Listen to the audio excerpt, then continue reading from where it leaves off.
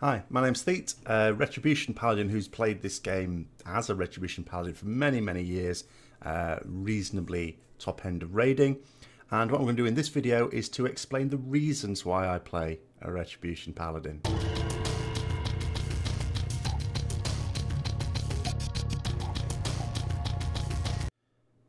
So, the quote up there is something I've had to be saying increasingly often recently as people have asked me questions. And it sort of seems slightly strange, slightly at odds. Because I am someone who is determined to play Retribution Paladin. I will play Retribution Paladin. I have done for some time. But with raiding being the main reason I play World of Warcraft, anyone who's followed my channel for any number of time will know that I have said before on a few times that were it not for the high quality raiding that exists in World of Warcraft, or even if the same quality existed in my estimation, of course it's all perceptional, but in my estimation in other games, then I really wouldn't be playing World of Warcraft as much as I am now. I might just play it casually. But it is the best for endgame PvE, in my view. By far the best. There's nowhere even close. And there are reasons why I play Retribution Paladin in it, which I will go through. But as I say there, it has to be said that for some years now, you do not see Retribution Paladins in the very top. I mean, we're talking about the top 10 guilds. Now, that doesn't necessarily apply to the rest of us, as mere mortals, because just because it's not strong when you're going for a world first doesn't mean to say the class can't be strong lower down. However, there's only one real situation whereby you think, well, okay, maybe Retribution could be stronger further down, and that is if it somehow scales better as the tier goes on. This is not generally the case. It can be the case a little bit, but it's not generally the case. In fact, in Blackrock Foundry in this expansion, fell away quite badly. I remember being quite competitive on progress. Maybe not so much Iron Maidens, I didn't like that fight. But generally speaking, quite competitive on progress, very competitive on many fights. Came to farm, fell away badly. Didn't scale at all well with the gear. Now, or compared to other classes, should we say. So, the reason is simply that if you imagine a role for Retribution Paladin, generally speaking, there is another class or spec that can do it just as well. And they'll have something else they bring to the table as well. And that is always the issue. It's not necessarily a fatal issue, otherwise we just simply wouldn't see Retribution Paladins in raids. We do. And we do at quite high levels. Just because they're not in the top 10 doesn't mean they're not in the top 20. You know, you can see them just outside the top 10, getting first kills for their guilds. And it really is this. It's not damage. A lot of people do say, oh, it's damage, there's not enough damage. The damage is always fine. It's sort of okay in most situations. It's just that as soon as you put in the constraints of a fight, you need to be able to bring more than just DPS. It may be that some specs, and there's going to be far fewer of these in Legion, it has to be said, but some specs, for example, may bring a defensive cooldown. Okay. Or they may have some utility themselves. Rogues have been quite useful this expansion for being pretty much indestructible, especially against spell damage. So, for example, on Blackhand, on Mythic, you send them out blowing up bombs. There's things like that they can be useful for. And there's a number of other specs that just bring something that makes them useful on a particular fight. Whereas the Retribution Paladin has had a niche in WoD, a niche that some people have overlooked, but it has had one. And that niche, which is still useful, is, okay, priority adds here, burst it down. Retribution Paladin, the very person to burst it down. Are they the only one that can do that? No. Mages are also really good at that, and of course they can do 100 other things. And this is ultimately the problem. But further down in the rankings, what you can often find is someone who is determined to be a Retribution Paladin, who has a number of good qualities that make them more useful, can still justify their place. It's just that you're starting, it's like a sprint race where maybe you're starting a few meters behind everyone else, or not everyone else, you know. There are other specs that periodically get the bird as well. Windwalker monks, for example. Sometimes other ones as well. Although in the case of most classes, of course, they have multiple specs. So if one spec's pretty poor, another spec can shine. And you've always been able to switch between the two. Now, who knows, in the early days of Legion, people might feel a bit constrained by that. Because there'll be a decision to be made. Let's say you're a rogue. There will be a decision to be made. At a certain point, you're going to collect artifact power and spend it on one artifact. There'll come a point where to get the next artifact trait is going to require so much artifact power that maybe if you spent it on another artifact, you could get a 10 whole traits. So there may be a certain situation where they're trying to maintain them all at the same time, in which case no problem. But if you insist on trying to just maintain one, you're only going to be that one spec. So we might see an increased number in Legion of people identifying themselves as a particular spec, like a outlaw, I was going to say combat rogue then, outlaw rogue perhaps, or fire mage or something like that.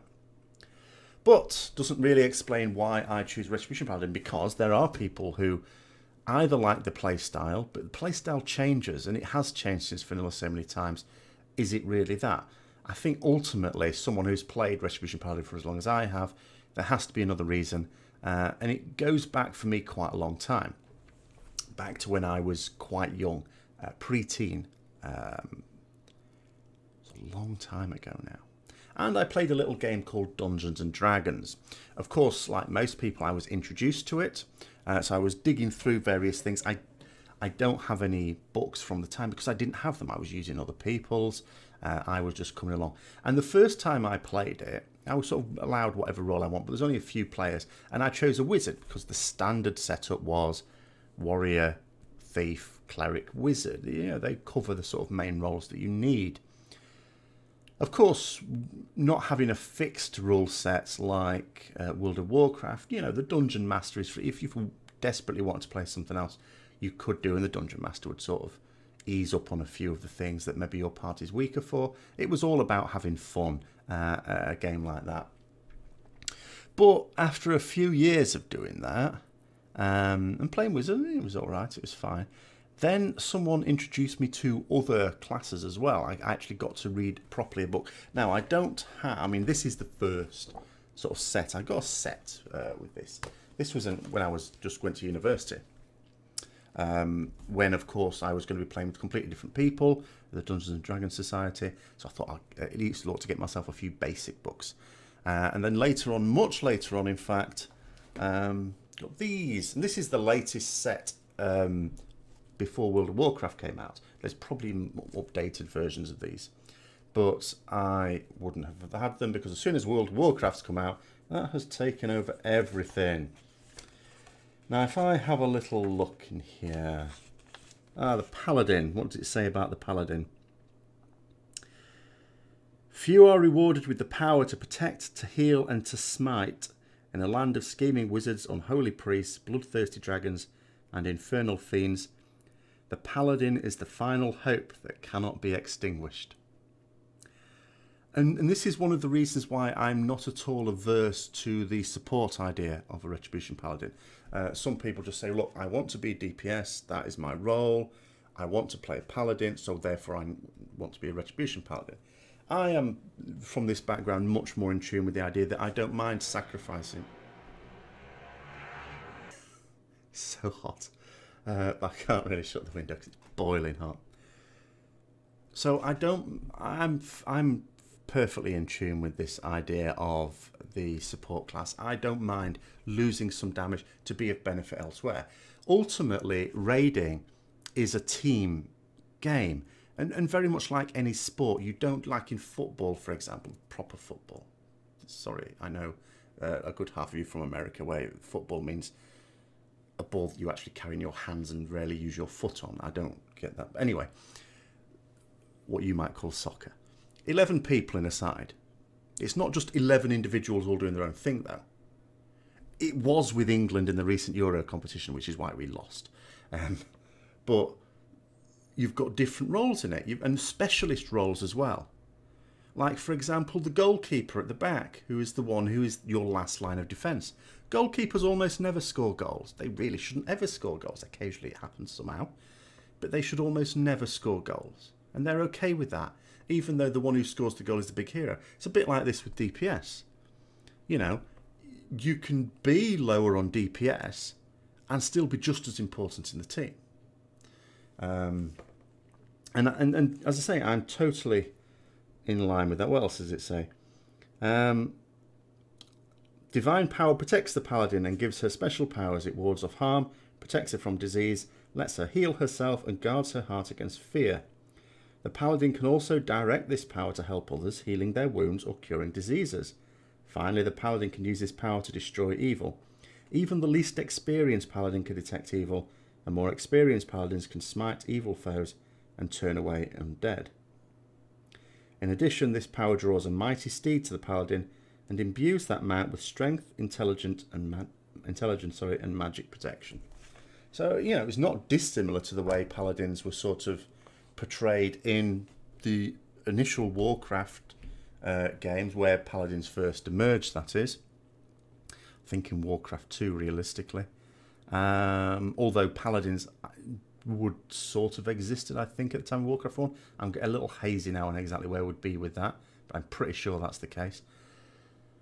And then, of course, in Warcraft 3, we had paladins really forced on us with Uther and the Arthur story, to the point where, and I liked Warcraft. I wasn't so keen on Warcraft 2, and it has to be said, well, in my opinion anyway, in Warcraft 1 and Warcraft 2, although there was a story, and it's a story that's very important in the grand scheme of things, at the time I didn't really see it as much of a narrative.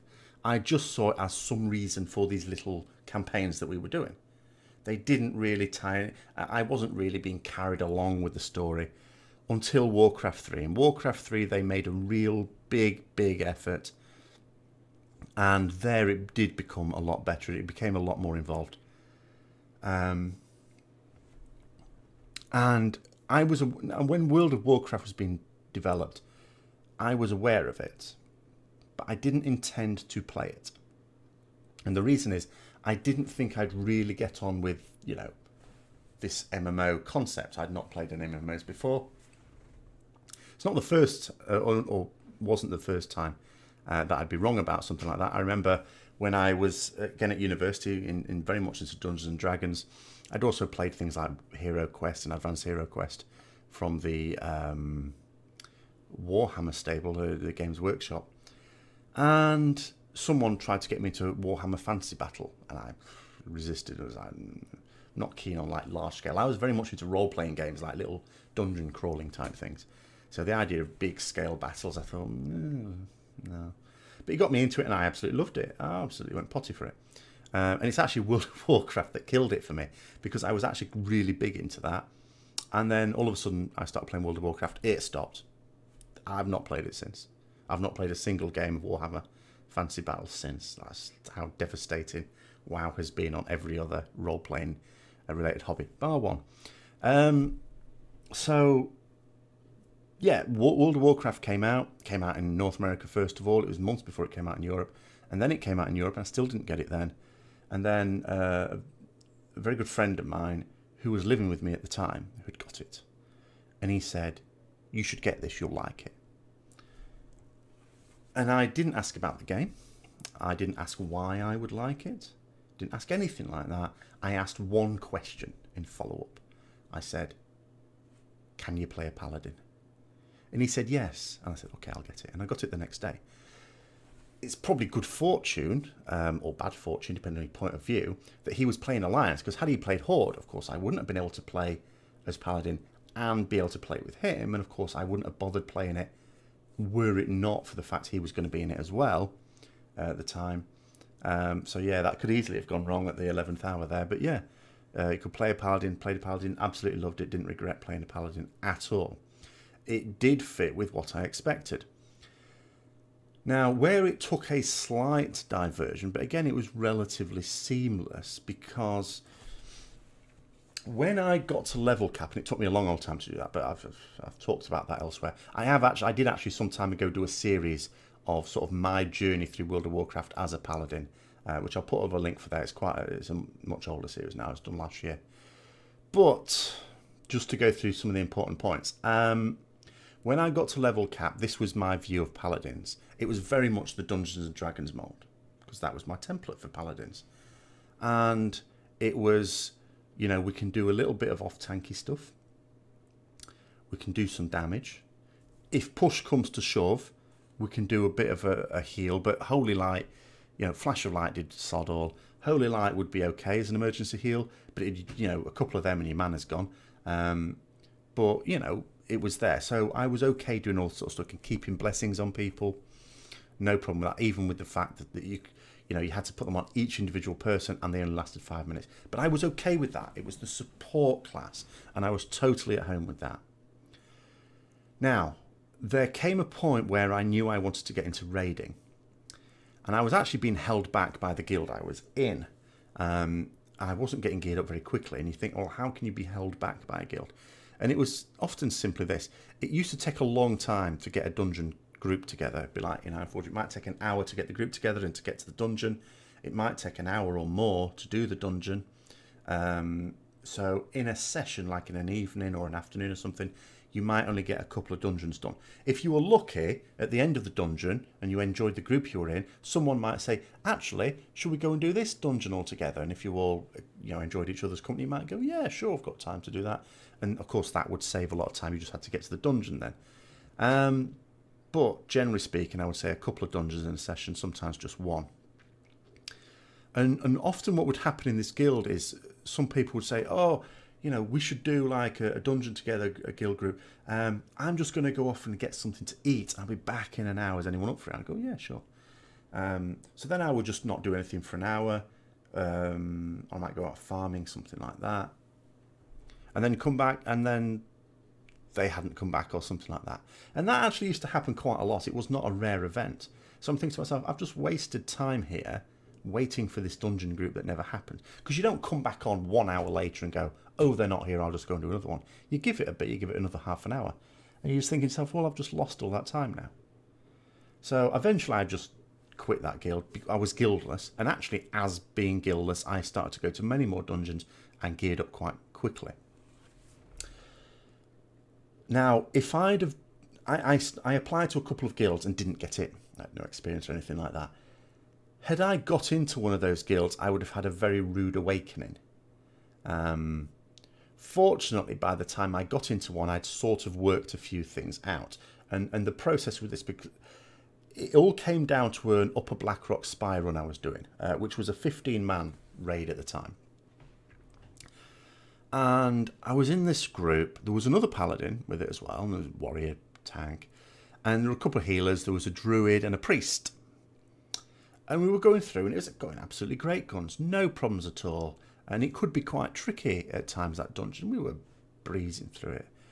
But and what I was doing was the usual stuff. Like the warrior grabbed some things. I'd grab something just so that not everything was on the warrior. We'd DPS down my target, and you know, and then I would help with DPS and blah blah blah. If anyone got into a bit of a tight spot, I would throw a holy light onto them. I'd keep my blessings on as many people as I could, because I didn't have... Did I? I'm trying to think if I had raid frames in. They weren't standard at the time. If you went into a raid, the first time I went into UBRS, I remember being in awe of a priest that was with us because they kept healing me even though I was in a different group. I was thinking, what witchcraft is this? How are they doing it? I didn't know about add-ons. I think at this time I may have done. In fact, I must have done because, yes, I had a damage mirror. Of course I did. This story makes no sense without that. So I probably would have had raid frames, so I would have seen that. So yeah, I was able to throw holy lights on anyway. I don't distinctly remember doing that, but it's the sort of thing I did. But I also remember thinking, why isn't the other paladin doing that? That's what we're really good at. Why is that lazy sod standing at the back just chucking heals out? That can't be doing much good for us. But I didn't say anything because why? You know, the group was going fine. Everyone was getting on along fine. There was no drama. There were no difficulties. And, you know, I'm one of those people, I don't tell people how to play the game. As long as it's not, you can play it however you like, as long as it's not spoiling enjoyment for anyone else. And it clearly wasn't. And then we got to the last room. We cleared some of the trash, like the patrols, and then went, so we were safe in a corner before we were going to finish the rest of it, because someone wanted to go to the toilet, So we had a little break. And I thought, I'm going to have a look at this guy. So I switched from the damage version of the healing to the healing meters. And bugger me, this guy was at the top of healing. This paladin was at the top of healing. And I thought, because I couldn't think to myself, oh, that's just the druid or priest being bad. How could they be bad? We were having no issues. No one had died on this run. I thought, oh. And I know what you're probably thinking. You're probably thinking this guy's in raid gear. No, he wasn't. He was in blues. But I inspected his gear and found that it was all like mail stuff. Mail with like intellect on it. Which of course would increase your mana pool. And I didn't know it at the time, of course increase your spell crit, and with some holy talents we did have quite a good interaction with crit value. It also had plus healing on it, or sometimes plus damage and spell damage and healing. But nonetheless gave you a buff. So in other words, it increased the power of your healing spell. So not only did you have a bigger mana pool so you could get more heals out, each of your heals did more healing. Because in my mind it was like, okay, my heals only do a certain amount, and I run out of mana pretty quickly. I can't actually, you know, use them very much. So I saw this guy doing that. I saw how he was doing it, and instantly, like scales fell from my eyes. I instantly saw, I thought, oh, paladins can actually heal. And so I went mad. I started getting all the gear. I got myself a Hide of the Wild cloak crafted, which was like the main healer cloak that you could get up until, I think it was probably pretty good up until right at the end of Blackwing Lair, actually. Yeah. And so that when I did get into my first guild, I was already attuned with this idea that we could heal. Because I could otherwise imagine getting into my first Molten Court run and doing what I did in a dungeon and having everyone go, what the hell are you doing? Why are you not healing? And me giving the smart ass response, I can get about 2 heals out and then I've got no mana. I would instantly be failed trial, wouldn't I? So I escaped that one by sort of working this out for myself just from this guy. So after that, of course, you know, and it was, you were through Molten Core, it wasn't like full-on healing. People would tell you it was full-on healing, or worse still, full-on blessings. It actually wasn't. If you knew what you were doing and you were aware of your surroundings, you could actually keep blessings on everyone within 5 minutes and still do other things as well. Not a great deal of other things, it has to be said, but you could still do enough. You could keep judgments on mobs as well. You needed to do that, as well as throw out some decent healing and competitive healing, quite frankly. Because one of the blessings you could put on people increased the amount still further that your healing spells did. So, but eventually you just sort of settled into the role of full-on healer. The gear was not suitable for doing anything else until Anchorage. So certainly by the time you were well into Blackwing Lair, you were basically a healer. And this is as far removed from the actual Retribution Paladin or the Dungeons and Dragons Paladin as you can get. But this was okay because you could still adopt a spec that was very flexible. I used to have a spec that wasn't full-on holy. It was just a few holy talents, just enough to be able to allow me to heal properly. Because none of my charges ever died, unless it was a wipe, whilst doing other things as well. But then it got to a point where you couldn't realistically tank very well. Like, there were various tanking opportunities in Molten Core where paladins were actually quite good. They sort of disappeared in Blackwing Lair. They completely disappeared by Anchorage. And then in Nax, except in Nax, there was one fight where you did DPS, and that was Lotheb. And the reason for that is because every time you cast a heal, you had a debuff placed on you, which means you couldn't cast a healing spell again for 2 minutes, I think it was. So you had to have this very careful rotation, because the only person that could get heals was the main tank.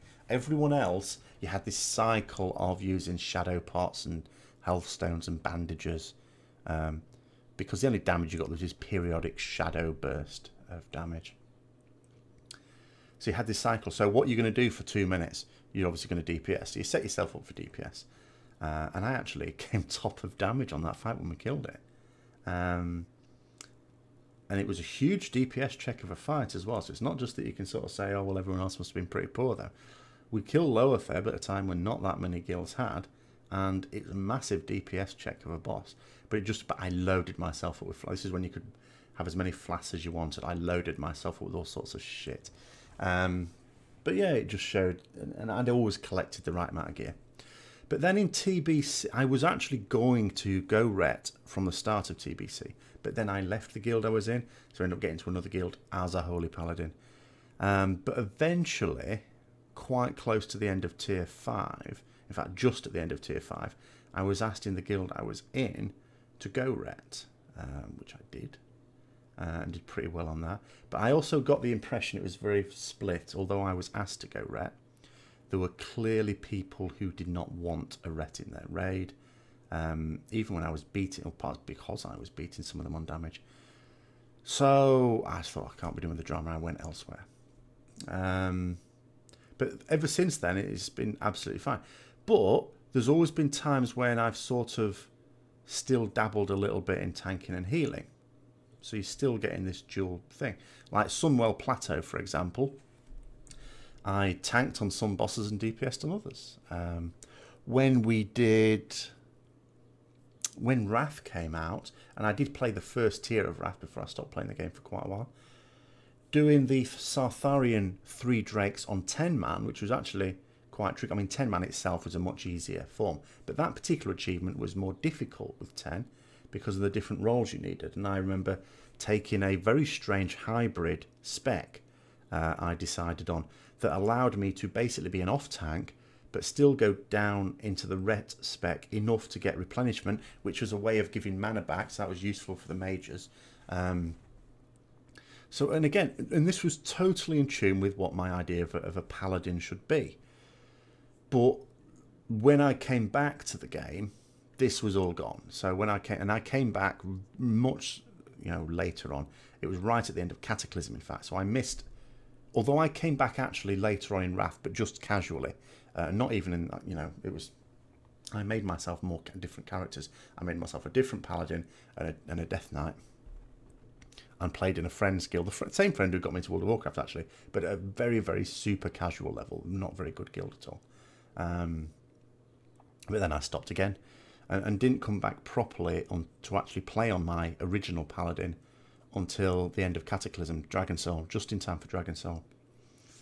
So yeah, I missed Ulduar. I missed doing Icecrown Citadel properly with an actual serious guild.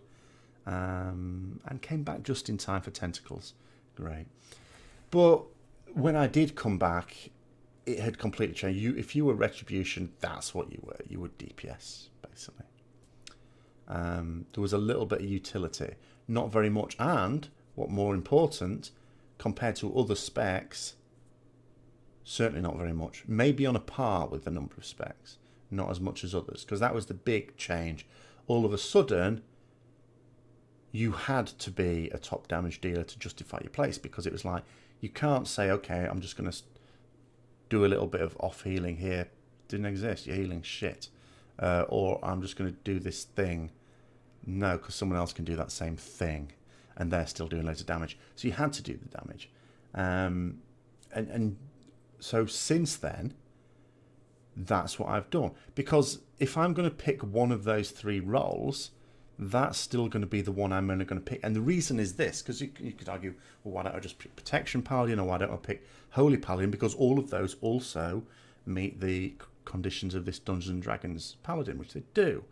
It's just that in this game now, it's so polarized, you sort of have to choose. Do you want to do damage? If you want to do damage, your healing will be shit. Do you want to tank? If you want to tank, then okay, your healing will be shit. Do you want to heal? Yes, okay, you can heal, in which case everything else will be shit. And the reason is not so much which role I think identifies most with the Dungeons & Dragons Paladin.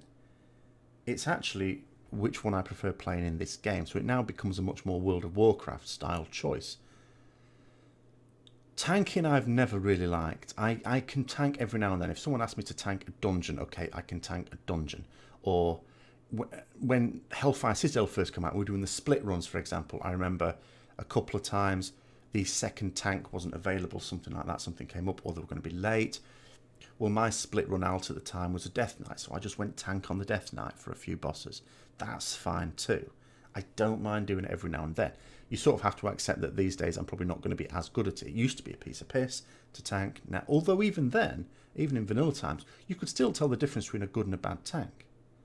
I mean, and you might have seen this, when I did the last update video, I had some footage from a very ill-advised Archimond where initially the first 2 tanks were just utterly hopeless. And someone actually said in the raid chat, well, tanking's easy. It's never been easier, they said. I don't actually agree with that. It has never been harder. And, you know, I actually have a much more respect for tanks in the last few years than I did at the start.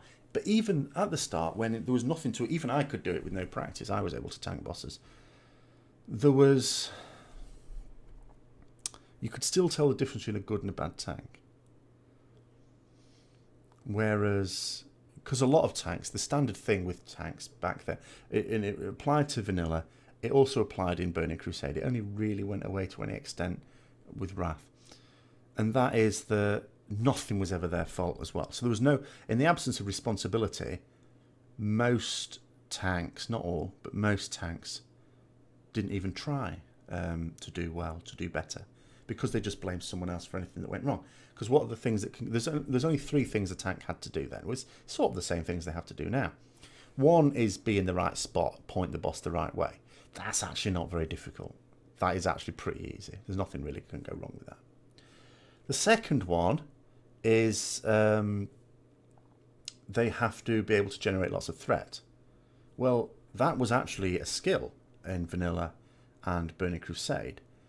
And the thing is, DPS had a role in it as well. It was the role of DPS to moderate that. You couldn't go full out because you would just rip threat. So you had to moderate your damage, certainly in the early parts of the fight. And, you know. So if the tank ever lost aggro, no one bothered to consider whose fault it was. The tank would immediately say, it's their fault, pull aggro, watch your DPS. And it actually might have been the tank's fault. Maybe the tank wasn't generating enough threat. But they would just instantly blame the DPS who pulled it off them, whether it was true or not. Sometimes it would have been, sometimes not. The third thing they have to do is survive. Nowadays, that's active mitigation. That is a skill. You know, and I know that some tanks who do it all the time regard it as not being particular skill, but it sort of is. I just understand that as the fight, and this is part of the reason why I don't want to play a tank, once you've got practiced on a fight and you're sort of in tune with when the big damage stuff's coming in and you're good at managing resources, then maybe it's not such a difficult skill. But it's still an important skill, and it's the reason why you can't really progress on a fight until the tanks have sorted out their bit. Because while the tanks are dying because they haven't worked out these timings yet or become attuned with them, then the rest of you are not going to make any progress. Whereas back then, it was you just had different abilities. You just spam these things. It was a piece of piss. But again, if they died, they would instantly blame the healer, because the healer also has a role in that. And again, it might not be true. I remember one time, Burning Crusade, I just joined this guild, and the raid leader and tank got... Basically, it was in Kel'Thas's room. And there were nasty mobs, and you would have a different tank assigned to like different little groups, because they all got pulled when you pulled one, and then you'd just deal one group at a time, and they were very, very nasty mobs. And the tank I was healing, another tank died, and their mobs ran to this tank, and this tank eventually died.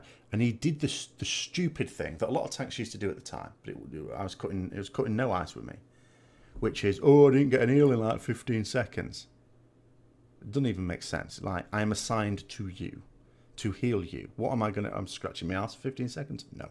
So I pulled up the thingy log, the death log, who's been spammed. And not just spammed with Flash of Light, spammed with Holy Light, the big heals.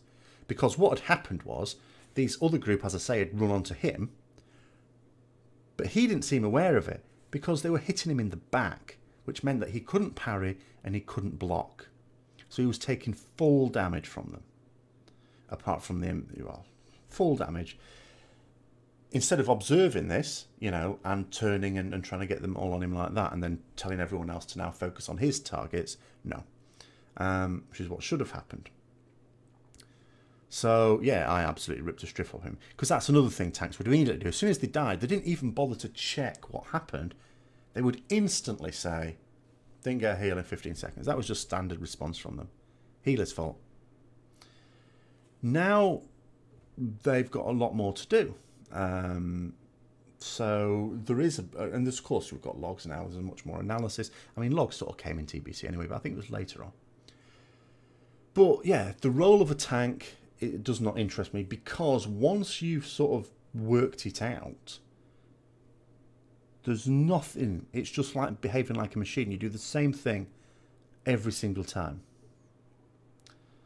So that's dull. Healing is actually really, really interesting on progress, because it's like, how long can you keep people alive? Because the longer you can keep people alive, the further you can push into the fight, and the faster the progress will come. That, I really used to enjoy that.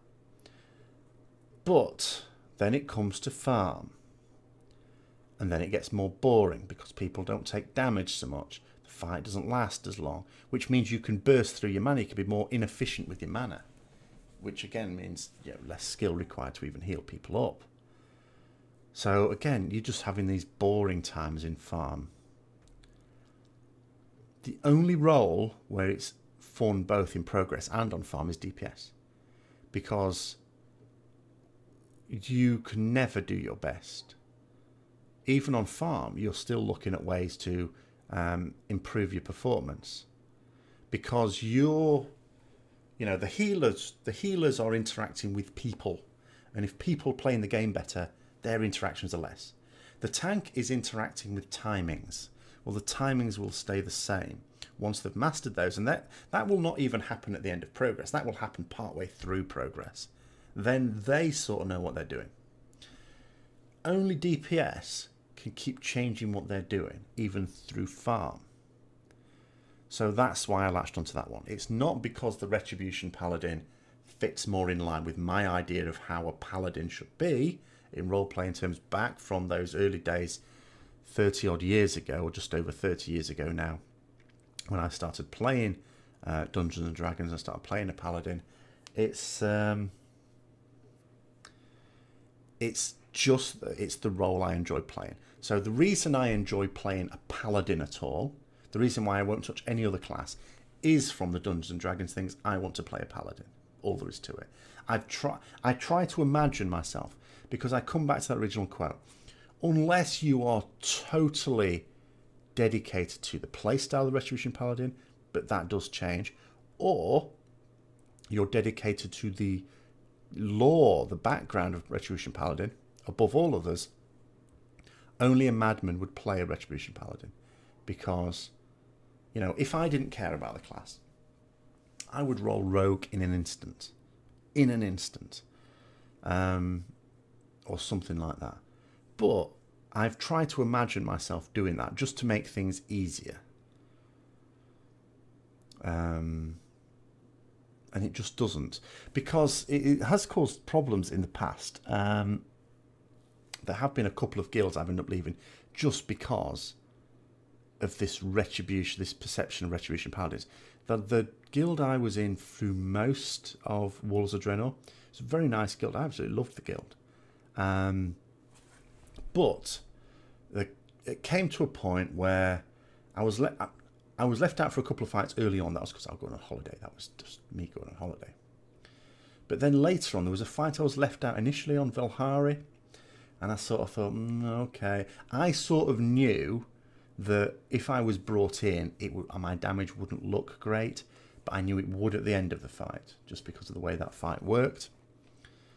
But I just sort of accepted that. I thought, whatever. And later on, anyway, I was brought in because it wasn't working with the people who were in, and so that was okay.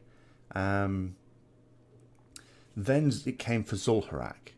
Now, I was already thinking at this point, when it comes to Manaroth, I may not be able to justify a raid position because I don't bring anything necessary.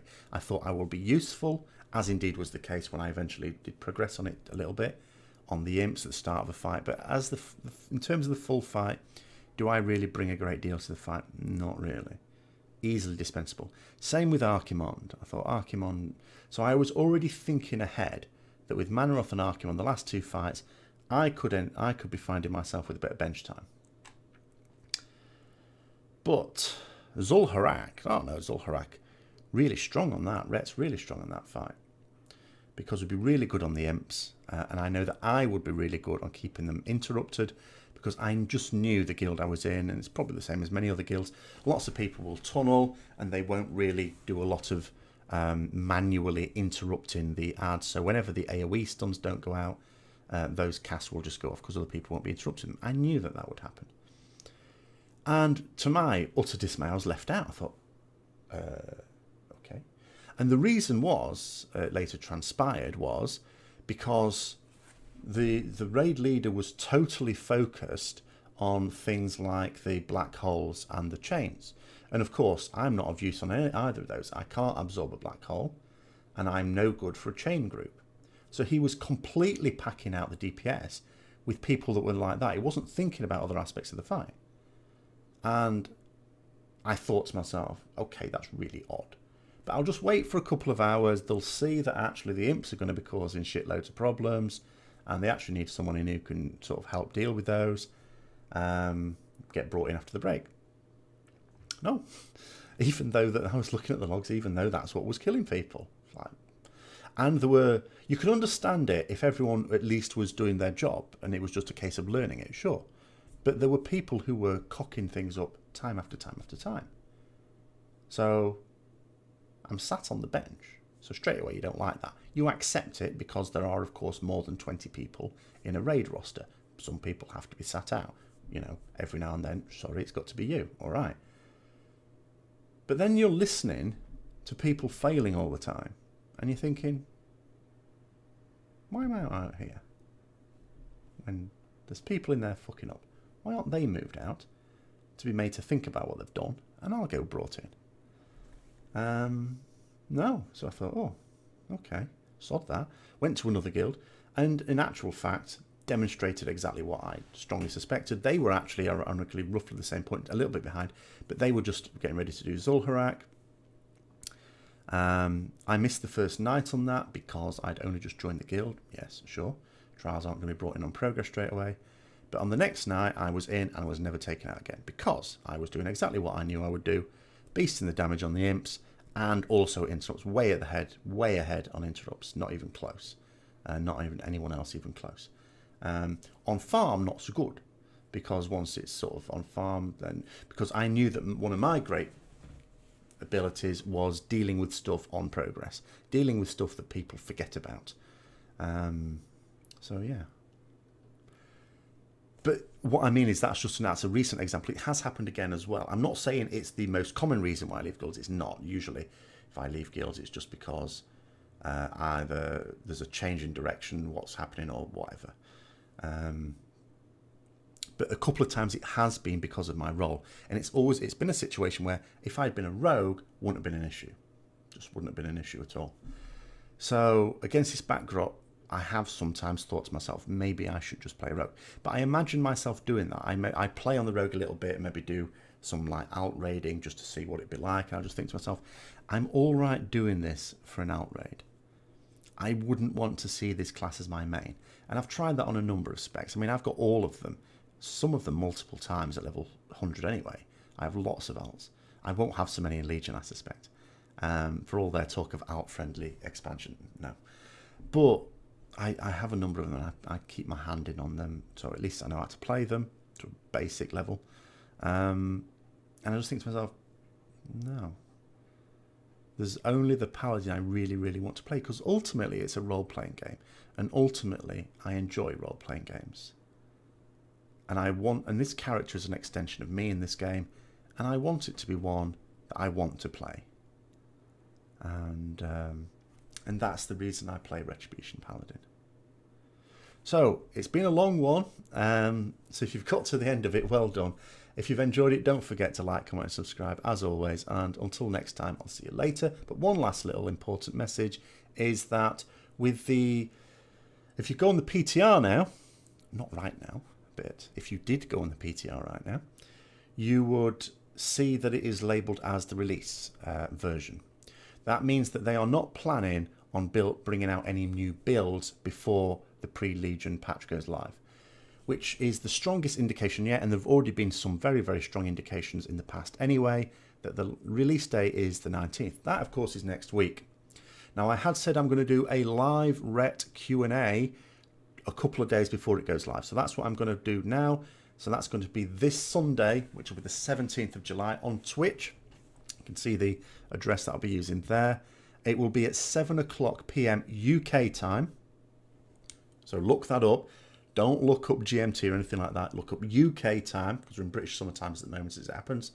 So like on the west coast of America, that'll be like morning. I think it'll be like 10 o'clock-ish, something like that. I've tried to pick a time that for where looking at where most of the people are in the world means that it's not going to be too late for anyone, and it's not going to be too early for anyone as well. And it's going to be on Sunday, so hopefully Sunday's a chill day for most people. So hopefully as many people as possible should, if they want to get in on that, can do. If you've got any specific questions you want to email to me, you can do that now. Some people have already done that, and I'll be going through those as well. And you can just ask on the fly when we're there as well. If you're not able to make it, then I will, of course, be editing and uploading it onto YouTube probably the following day on the Monday. Okay? But, yeah, until next time, see you later.